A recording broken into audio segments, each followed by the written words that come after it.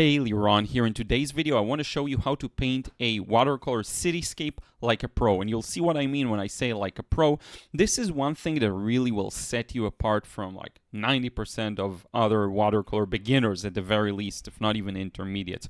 See, the point with watercolor painting is to make the most out of the medium. That's how I see it. You want to have flow, you want to exploit opportunities for great flow, which is why we're going to approach this a certain way. So I have a sky wash here.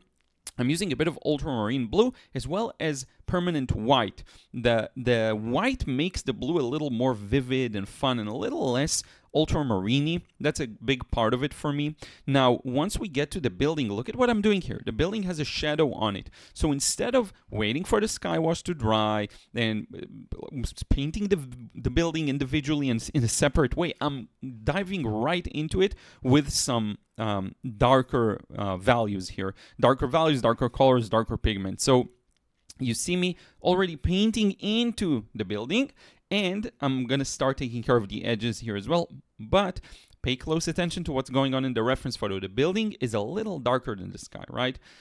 Great opportunity to do wet in wet. Instead of a harsh edge over there, just get it to be a soft edge while this is still wet. The thing that a lot of pro watercolorists and more advanced painters do is they're so in tune with what's going on paper, how wet everything is or how dry it is, that they know exactly when it's the right time to merge a shape, to hit another area and not stop it, or when's the right time, to back off and let things dry. So this awareness allows you to exploit so many opportunities for flow, wet in wet, like you're seeing me doing now. I'm establishing relatively a lot of shapes and details in one wash, right? And it's not perfect. It doesn't mean it's going to look like this for the final thing. These areas will be mostly left untouched, just a smaller glaze or two above, but this sets up the details exactly the way I want them to, and they will be visible through those washes. It's more modifying the value, the color temperature and stuff like that. Now look at the building. It turns around and kind of recedes into the distance, and the right side is hit by the sunlight, so you have to keep it lighter. Now I know it looks strong, but again, watercolor dries much lighter. You always have to calculate and adjust to that fact, right? I did have one more important note. Oh yeah, perspective. The scene, I took a picture from a lower angle, and so the buildings are receding and kind of converging to the top. They're essentially falling inwards. I on purpose did not make them fall inwards here. I instead just straightened them out. I don't want an extreme feeling of looking upwards. I just want this to almost feel like I was there painting. I was there, but to feel like I painted it on the spot. Okay, if that makes sense. Now let's paint those beautiful, the roof area and the windows. So this is our first introduction of a bit of a stronger red, right? And by the way, if you want all this strategic knowledge of how to create a painting process that works, that leads to great results, that has that flow element to it, like that building and what you saw over there, check out the frustration-free watercolor course. Thousands of happy students have gone through it. I'm going to put the first link in the description box below.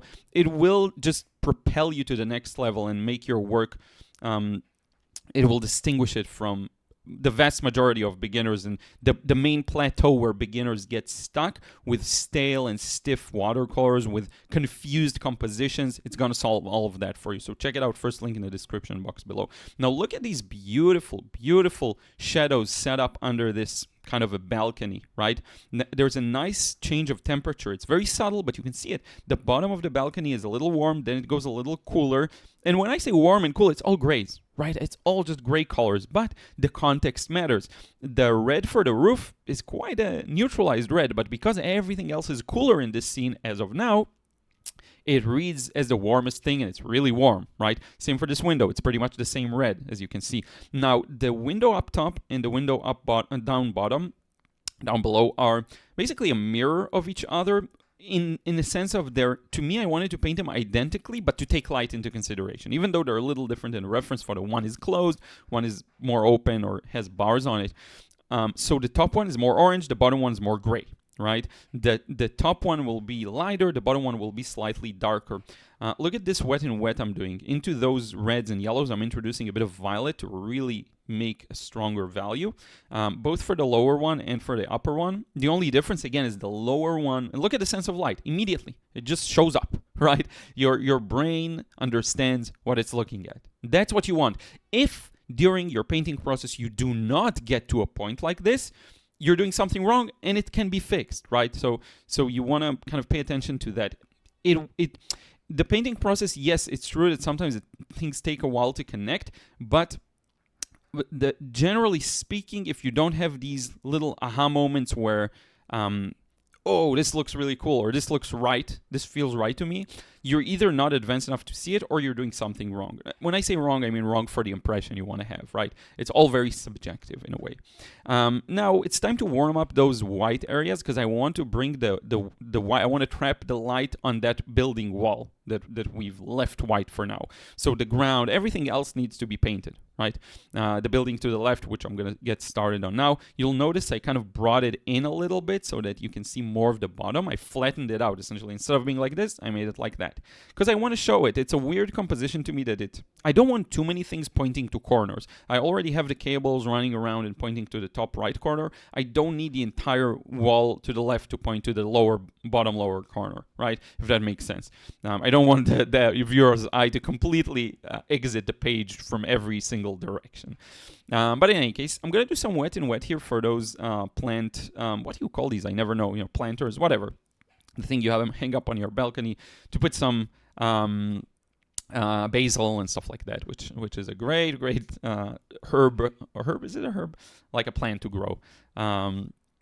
If you're growing mint, it's super aggressive, right, from what I remember. So maybe you want to be careful with that. But the thing is, with this balcony, it is kind of a loose amalgamation of a lot of shapes. So I'm going to keep it that way. It's top left corner. It is something I want to contrast with my main building and be warmer and give an impression, like an interesting impression, and frame the scene. But detail-wise, I'm going to keep it way more vague. Okay, and you're going to see. I quite like how this one turned out. It's quite a complex area too. So don't beat yourself too hard when you paint these areas. Just see, like, what details are you recognizing there? The trap is, okay, there's this yellow object. I need to paint things exactly as I see them. No, you can, but it takes a bit of a more methodical approach. Just paint the loose shapes you're seeing. Put them all, throw them all in there. It will make sense, especially for a shape that's at the corner, like left corner, or to the side of the painting. It's not the first thing you're going to see. It's going to fade into the background. That's exactly where you let loose. So I'm seeing a bit of warm. I'm putting a bit of warm over the bars, right? I put the bars over the bars I painted. It's very important. Don't marry the details. So what if I put those little blank bars over there? Who cares? Put the colors over it, see what happens, and then you can reinforce them later, right? You can repaint over it later. The thing that leads my painting process is the complete sense of freedom, right? A good painting process to me is one where I feel completely free to change things up, break my own patterns. This is opaque paint too, by the way. This is some form of a lavender, right? It's a ultramarine together with a white, basically. But it's pre-mixed. It's a tube I purchased, essentially, and I mix it into the orange, and look at this beautiful result, right? Really can play with the temperatures a little more gently, right? Now, I exaggerated the temperatures here across the board for the entire thing. I made the warms warmer. I made the cools cooler. I just stretched the whole thing. I wanted a vibrant scene, right? I wanted it to be more vibrant. That's one thing that, depending on my mood, sometimes I like, sometimes I won't. I do like a variety of temperatures if I can get it. So yeah, but in any case, now we're going into, and we haven't finished with that balcony. We're going to bring back some more details later on, but let's establish some shadows on that building, right? I'm running through this process because I have cut out most of the boring parts. I just want you to see the actual main thing. This is a relatively easy painting if you are aware of what's going on paper. It's not a difficult one. I'm not saying that if you struggle with it, something is wrong with you, not at all. I struggle with easy scenes all the time, but I do want to say that if you kind of have a game plan and you follow it, this isn't a really difficult subject matter per se. There's a lot of big, clear shapes, right? The sky, the building, the shadow on the ground. It's clear. You can see it very easily, and there isn't like too much complex perspective here, no cars really. So I would say just go for it and see what happens. You can watch my process. The way I love to do it is I'll try doing things on my own impression, and then I'll look at how someone else did it, right? Now, of course, if you're already seeing how I did it, that's fine. But what I'm saying is throw it out the window, approach it your way, and then where comparison will serve you, and it can really help doing master studies, doing studies of other people's work, is where you see where your weak points are. Did you mess up the colors? Did you mess up the values? Did you mess up the shapes? Did you mess up the overall composition, which means that multiple things have been messed up, right? Which one of those did you get? Which ones you haven't? Some painters, like colors are my weakness. Some people, they paint paintings based on my videos. Their colors are better. And they don't even see it, right? That's the usefulness of getting feedback on your work, by the way. That's another thing that I don't mention enough of. If you want to get my feedback on your paintings, I'm going to put a link below. The second link is going to be that, Watercolor Wisdom. Check it out. You get a personal video of me, private personal video, just for you, going over your own paintings and telling you what I think about them and what I think could be improved. So that's another thing you might want to check out. But in any case, the value of comparison tells you what your weakness is. So some of my students, like their colors are fantastic, better than my own, and I'm always surprised at this, but then their values are off, or their shapes are off, or something else is off, right? Colors do play a big role, as much as we like to praise values, colors play a big role in a scene. Look at how opaque this paint is, by the way. This yellow-green, you'll see in a second. I'm painting those cacti or cactuses, I don't know what to call these. This is, by the way, in Larnaca, Cyprus. Really beautiful green there that I wanted to capture it. It feeds the scene. Again, think abstract, right? I don't really care if the position of that plant is accurate. What I care is that there is a green little shape on the top, bottom, and top right, bottom left and top left corners, right? It just feeds into the impression of the overall thing. That's what composition is all about.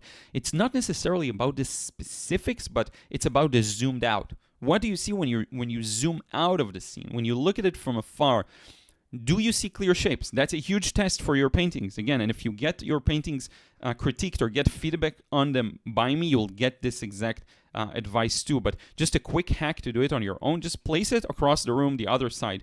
Are you recognizing some shapes? Is there some clarity? Or are you seeing a jumbled mess? If you're seeing a jumbled mess, you messed up the overall composition. It's as simple as that.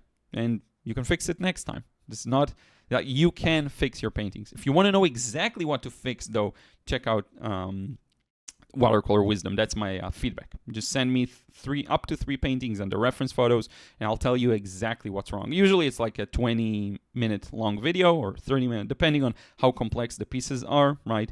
Look at this beautiful contrast between cool and warm, blue and brown. So yeah, you send me a couple of paintings, get a video within a couple of days, usually telling you exactly, pointing on the paintings, making corrections on the paintings, showing you exactly what to fix. That's the biggest shortcut I know to growing your results. Now, this sign here, if I put a bright red, this is a mistake all beginners make. It's going to ruin the temperature range completely. Right now, my warmest warm is the window and the rooftop. In the past, I would just put the red in there. It's going to take all the attention. It's going to look better. Instead, what I opted for is, okay, it's a red sign. Let's keep it warm, but let's keep the warm in the context of the entire scene. So it's a brown, right? And a bit of white on it, just to get those symbols. Instead of doing negative painting and, running into trouble, just do this. So much easier. And then I'm going to add a bit of shadows to its left just to establish it a little better. But this is high-level stuff. This is the thing you want to pay attention to. Knowing and making the decision, okay, if I just put a garish red in there, it's going to throw off the entire balance. I don't need it here. What I need here, by the way, I completely forgot the shadow of that sign, which is funny. What I need here is to maintain the balance, okay? Now, speaking of maintaining the balance, I'm going to do one more wash over the sky to better trap the light on the building and on the ground. Okay, and the ground will go a little darker too. But you see, what this essentially does is it narrows down the areas that are light. The sky ended up too light for my taste. Usually I'll just make a decision and then see after the fact if it works or not. Now, I'm going to make use of this opportunity to shift the temperatures a bit on that wall. You'll notice that the main wall of the building in the beautiful shadow that goes around it, that has some variations of value towards the bottom. So once I'm done with the sky, I believe I sprayed just a bit of water on paper just to get things moving a bit on the center area. And look, I'm just dropping in this warm color. It's best if the warm is neutral, if it's not just a red, just a yellow. And look at how it puts things in the right balance, where there's warm and cool on that wall. Okay, and then we're going to do the same. We're going to establish better context with the building by warming the ground. And essentially, I believe as soon as I warm up the right side, the painting is it's done. I already signed it. You can see I like to sign the paintings prematurely, whatever. But this is the end result. Had a lot of fun with this painting. I'm going to show you an up-close view of it. It has everything, in my opinion, that a watercolor needs. It has that flow. It has that looseness. It has those beautiful shapes. Could it be better? Of course, you know. But you learn and improve and grow. But it has that freshness, no doubt, and it has a clear composition. If you look at it from afar, it will read as something very, very fun and believable and whimsical. Look at how beautifully the warm touches have dried there. But in any case, I hope you got value out of it. Let me know in a comment down below. Did this help? Will you give it a try? And lastly, I will mention two things. First link in the description box below is the frustration-free watercolor course. If you're a beginner, just go ahead, join that, get the lessons. It will help you break free and paint more loose watercolors. You will enjoy your paintings more. You'll get better results. The whole deal. Okay. Now the second link, if you're a little more advanced and you struggle with what's wrong in my painting, you just cannot figure it out, go ahead, check out the second link. That's Watercolor Wisdom. You will get my feedback on your painting. It'll be crystal clear what to improve for next time. You will know exactly with your next painting how to fix the mistakes, so to speak, or the inaccuracies, or the things that make the painting not be liked by you, right? You're the best judge at the end of the day. With time and taste and experience, you become the best judge. At first, other people's help can be like a huge hack to move forward fast, okay? Thank you so much. Thank you to everyone who supports me, by the way, on Patreon. Exclusive process there. Actually, probably from the Watercolor Breakthrough Club. It's going to drop there real soon, so keep an eye out. I know I said it's a super busy time for me. My apologies. Processes take longer time than I would expect and hope. I do want to thank everyone who supports me over there, though. And if you want to receive credits at the end of the videos, like you're seeing on the screen, be sure to give that a look. Thank you so much. Really appreciate you being here. We'll see you in the next vid.